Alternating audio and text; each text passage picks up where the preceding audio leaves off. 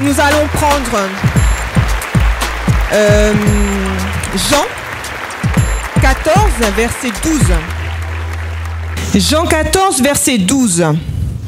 En vérité, je vous le dis, celui qui croit en moi fera aussi les œuvres que je fais, et il en fera de plus grandes, parce que je m'en vais au Père. Amen. Ce verset nous amène à aller au-delà de nos bénédictions, au-delà même de ce que Jésus a accompli quand il était sur la terre. Amen. Il nous dit « celui qui croit en moi ». Celui. Ça veut dire que cette promesse, elle est pour tout le monde. Elle n'est pas seulement pour les disciples, elle est pour nous tous qui sommes ici aujourd'hui. Elle est pour tous les croyants du monde entier. Et il nous dit « celui qui croit en moi fera aussi les œuvres que je fais ». Cela veut dire que si nous voulons faire les œuvres que Jésus a fait, il y a une condition. Il faut croire en lui. C'est la condition. Amen. C'est la condition pour que nous puissions faire les choses que Dieu a fait. Et croire en Jésus, c'est-à-dire qu'il faut avoir une foi ferme et inébranlable. Qu'aucune situation ne puisse nous ébranler. Il nous dit aussi dans Matthieu 21, verset 22, « Tout ce que vous demanderez avec foi par la prière, vous le recevrez. » Cela veut dire que Dieu veut faire des miracles, mais il faut avoir la foi. Et nous savons dans Romains 10, 17 que la foi vient de ce qu'on entend, et ce qu'on entend vient de la parole de Christ. Amen. Cela veut dire que si nous voulons avoir la foi, il faut demeurer dans la parole de Dieu. Et plus nous allons demeurer dans la parole de Dieu, plus notre foi va augmenter. Plus nous allons rentrer en relation avec Dieu. Nous aurons une relation personnelle avec Jésus. Nous allons rentrer en communion avec Jésus. Nous allons vraiment vivre dans l'obéissance, dans la soumission totale, dans l'abandon total, dans le renoncement total à soi. C'est cela que ça veut dire croire en Jésus, ça veut dire ça. Ça veut dire que nous devons faire un en lui. Amen. Que nous puissions diminuer et que Jésus puisse prendre la place, le plein contrôle. Que nous puissions diminuer et que Jésus puisse croître en nous. Amen.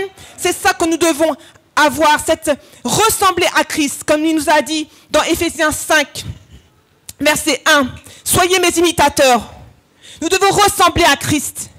Il nous l'a dit dans Philippiens 2, verset 5, que nous puissions avoir les mêmes sentiments. Et quand nous allons arriver à rentrer dans cette dimension, d'avoir vraiment Christ en nous, de faire qu'un avec Christ, lui en nous, nous en lui, c'est là alors que nous allons vraiment être remplis de la puissance du Saint-Esprit et que nous allons pouvoir faire les œuvres que Jésus a faites avec la même puissance, avec la même onction. Amen. C'est-à-dire que tous les miracles que Jésus a accomplis quand il était sur la terre, les miracles de guérison, comment il a guéri les malades, il a guéri les paralytiques, il a guéri les lépreux, les sourds, les muets, les aveugles. Il a multiplié les pains. Il a changé l'eau en vin. Il a ressuscité les morts. Cette promesse, elle est pour nous tous qui sommes ici aujourd'hui. Elle est toujours d'actualité, bien-aimés. Il faut le croire. Il faut que cette promesse, nous puissions vraiment la vivre, que ça puisse rentrer dans notre cœur. Il faut être convaincu de cela, parce que la parole de Dieu est vérité, bien-aimés. Et nous devons vraiment être convaincus de cela. Ne pas douter. C'est ça que Dieu veut pour nous, pour l'Église, pour chacun d'entre nous aujourd'hui. Et nous le voyons aujourd'hui que c'est toujours d'actualité, parce que nous voyons des témoignages que Dieu utilise des hommes. Hein? Alors d'aujourd'hui, Dieu utilise des hommes dans le monde pour faire éclater sa gloire. Amen. Pourquoi pas nous? C'est Dieu qui nous demande cela. Il le veut ça pour nous. Et dans ce qui est formidable, dans ce verset, c'est qu'il nous dit « Et vous ferez les œuvres que je fais, et il en fera de plus grandes. » Il a dit que nous allons faire des œuvres plus grandes que lui. Ça veut dire qu'il veut qu'on aille encore au-delà de la bénédiction. Amen. Au-delà encore de ce qu'on ne peut pas imaginer, parce que Jésus a déjà fait des choses extraordinaires. Il veut qu'on aille au-delà, parce qu'il a dit, parce que je m'en vais au Père. C'est la raison pour laquelle il veut qu'on fasse des choses au-delà, parce qu'il a dit, parce que je vais parce que je m'en vais au Père. Et Jésus savait qu'il allait nous envoyer la puissance du Saint-Esprit, comme il a dit dans Actes, chapitre 1, vous recevrez une puissance, celle du Saint-Esprit survenant sur nous, pour toutes les générations qui allaient suivre, jusqu'à aujourd'hui et jusqu'à le retour de Christ. Amen. Donc, ça veut dire qu'aujourd'hui, cela veut dire qu'aujourd'hui, que nous qui sommes ici, tout ce que nous allons demander au nom de Jésus, tous les miracles que nous voulons que Jésus fasse dans notre vie, toutes les situations bloquées, toutes les montagnes, toutes les situations impossibles, amen, que nous traversons, Jésus est capable de le faire par la puissance du Saint-Esprit qui agit en nous. Nous avons cette responsabilité. Dieu nous a donné cette autorité. Amen. Et je vais rajouter le verset de Marc 16, verset 17, hein, que je n'ai pas eu le temps de dire l'autre jour. Il nous a dit, voici les miracles qui accompagneront ceux qui auront cru.